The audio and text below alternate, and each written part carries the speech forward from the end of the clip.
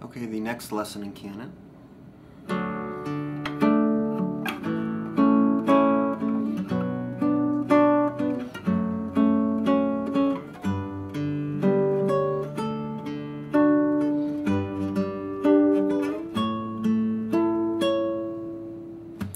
Okay, we're going to start off with a D chord. This kind of this C-shaped D chord. Just move it up to the 2nd fret, and we've gone over this chord before. It's kind of a tough chord, but we're just going to finger the notes as we need them. We're not going to jump into the whole chord at one time. You don't need to do that. So first we're going to play the 4th fret of the 4th string along with the 6th open string.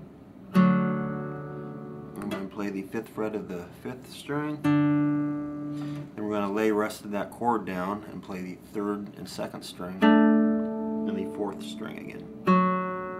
Okay? We're just going to move down to a regular A chord. We're going to play the 5th, 4th, and 3rd string, the 2nd and 3rd, 2nd and 1st, and the 2nd and 3rd again.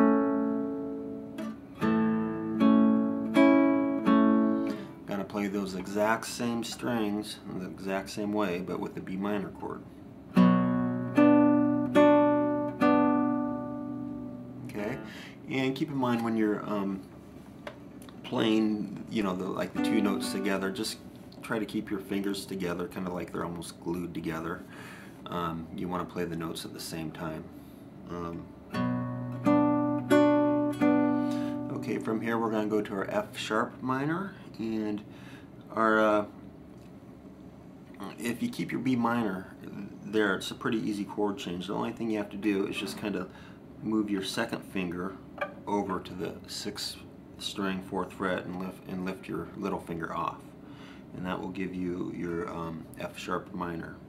Then we're going to play the 6th, 5th, and 3rd string.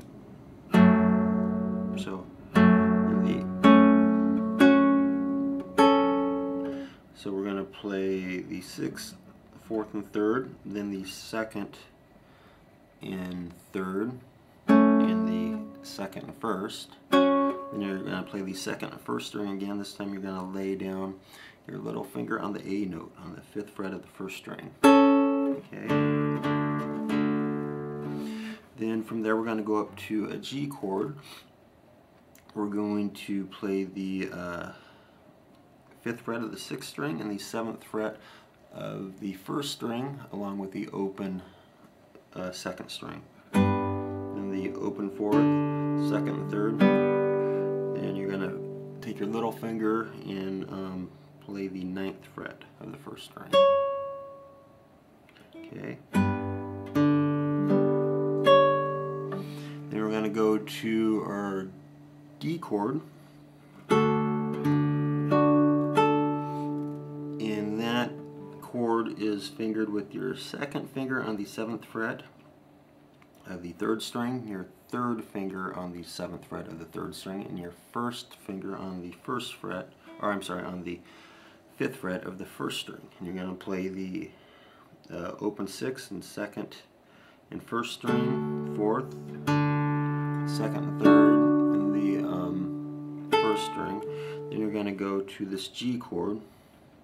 And the best way to do this G chord is it's just like a D chord down here. But you don't want to use your 1st finger. You just want to use your 2nd, 3rd, and 4th finger to play this D chord. And you're going to move it up to the 7th fret. It turns it into a G chord. And you're going to want to also put your 1st finger down on the 5th fret of the 6th string.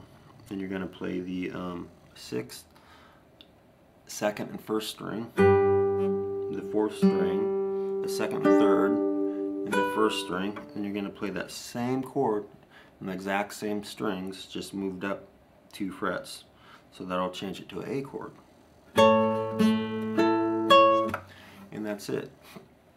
And on some of the chords where you're playing kind of these big chords, to help stretch your fingers out, you might want to just play regular chords down in the 1st position but just don't use your first finger, and just, you know, just strum a little, like, you know.